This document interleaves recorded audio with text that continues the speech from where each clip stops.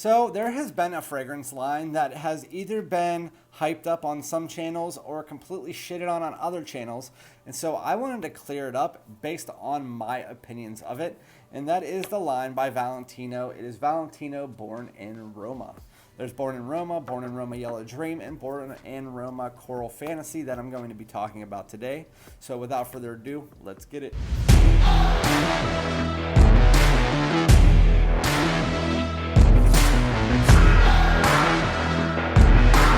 Alright, my great smelling dudes, welcome back to my channel. This is Randy, aka Fragrance Dude, back with another buying guide of a full line of fragrances. Although there isn't really many fragrances in this line comparable to other lines, I'm going to be reviewing the Valentino Uomo Born in Roma line, which I know is a mouthful, but yeah, there's three different fragrances in the line. There's this one, which is the original Born in Roma. There is the Yellow Dream, and then we also have the new release this year, Valentino Uomo Coral Fantasy. I'm going to be taking out the Valentino and the Uomo and just calling them Born in Roma, Coral Fantasy, and Yellow Dream. Before I get into the video, please, as always, like, comment, subscribe if you have not already, and hit the bell for future notifications if you do want my videos first. It always helps out my channel. So thank you guys so much. I'm going to get straight into it here. I do want to discuss the bottles first. So if you can tell, some people always wondered, like, what are these on the outside? So Valentino, especially in the men's line, they kind of copycat it with the women's and the men's line. They like to do things based on their city, Rome or Venice or whatever it might be. And in this line, obviously, it's Born in Roma, so the whole line is based on different things in Rome. All of the bottles have this like texture on the outside, and what it is, it's supposed to be a symbol of architecture in Rome, especially back like when the Roman Colosseum and stuff like that were built. This is supposed to symbolize Roman architecture. So I just wanted to get that out of the way. I do want to let you know, whenever this bottle first came out, it was the old atomizer that didn't have a cap, and it kind of came up and it had a circle. But all of the ones that I have are the newer ones with the cap on. So the first one is the original Born in Roma that I will go over. This one has been hated on through and through by a lot of major channels, and I will let you know what I get from it. But first, I want to let you guys know that whenever it was last year, my wife got one of those sample boxes from Sephora that has 15 different fragrances in it that you sample, and then once you sample them all, then you get a gift certificate in that bag that you can pick out a full bottle of the one that you like the most. There was things like Versace Eros, Invictus Platinum, all of that. And I told my wife I didn't want to know what each fragrance was. I didn't care. I wanted to be able to blind test this so I could honestly pick my favorite from the line. And so none of us, we put tape around the names, and then we did kind of like a tournament as to which fragrances were going to win. My wife, myself, and my daughter, after testing all 15 fragrances, one against the other, one against the other, one against the other, this one came out on top, Valentino Born in Roma. So if you guys want to know if it smells good to me and her and my daughter, it smells amazing. So the main notes, some of the notes that you get in Born in Roma are ginger, mineral notes, sea salt, and woody notes. So somebody the other day was telling me that there's no sea salt in this fragrance, but I can tell you that there definitely is. It's not going to be like a marine fragrance. It's just it has this sea saltiness. There's definitely a saltiness in there.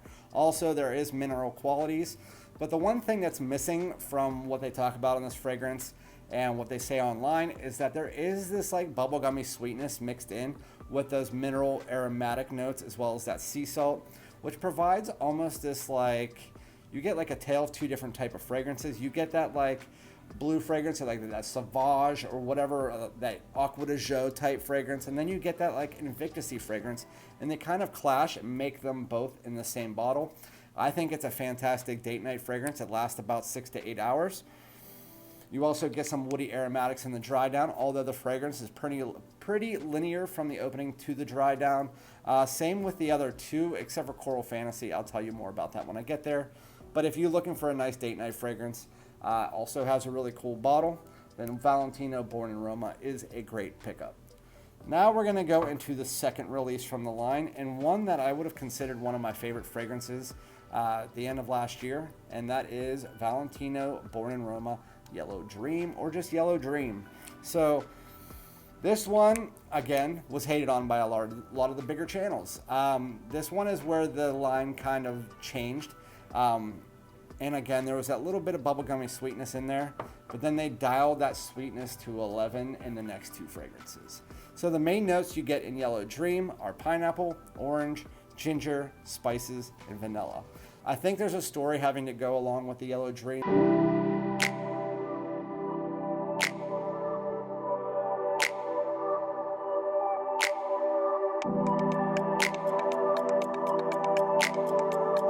But anyway, Valentino Coral Fantasy, Yellow Dream.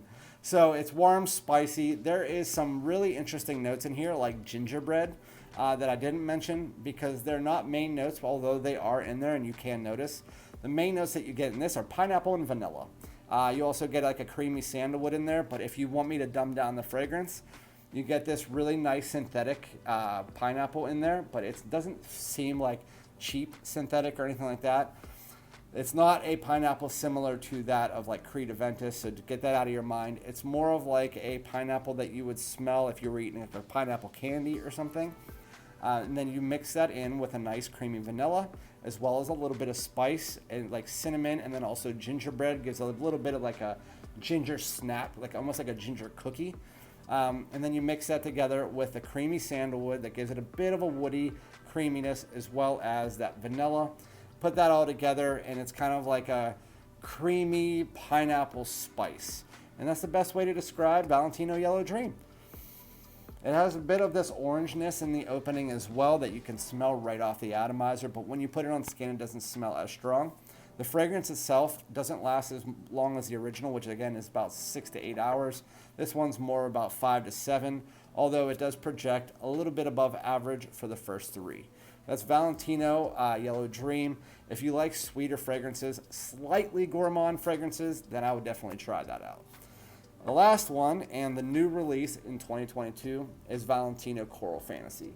So this, if you can tell, the bottle is the same, obviously the Roman architecture, but the color of the Coral Fantasy, and that's what they call it in Rome, of the sunsets over Rome, over especially the beaches, I believe, of Rome, are a pink hue, and they call it's like a coral fantasy. The color is coral, and if you actually look online, it looks just like their sunset. It's dark at the top, and it goes to this almost like pink, dark hue, and it's called, it's their Born in Roma Coral Fantasy. It looks just like their sunset.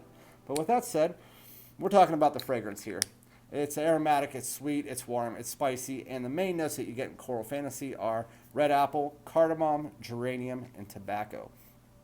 If you want to dumb down this fragrance like I did for the other two, the best way to describe this fragrance is in the opening, you get a little bit of freshness mixed with this red candy apple.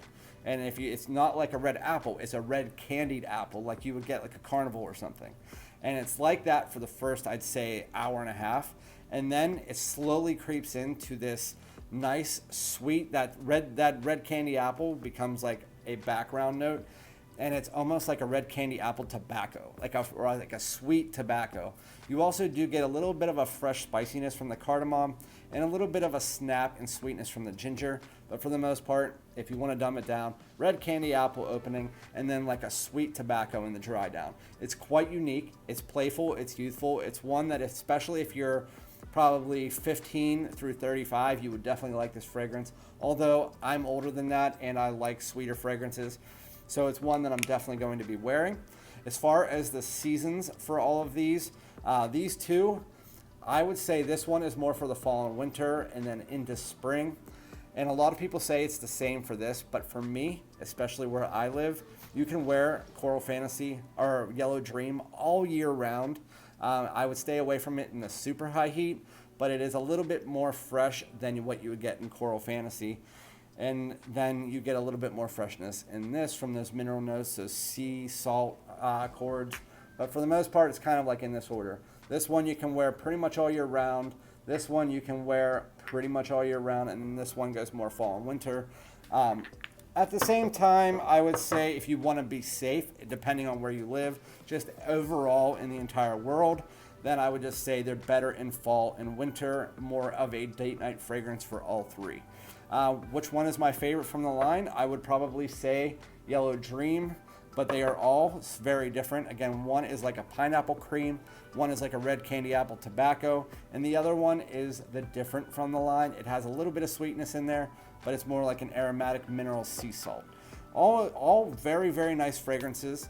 Ones that I think are probably one of the number one or number two most underrated designer lines out there. I've always felt that way about Valentino, especially once they released the Born in Roma line. It's one of my favorites. It's a staple in my collection. Once I run out of these bottles, I will buy more. Let me know what you think about them in the chat. I would really, or in the comments below, I would really be excited to know what you guys think, if your thoughts are in line with mine or if they're the opposite. But thank you guys very much. Remember to like, comment, subscribe, and I'll be back with another one. Peace.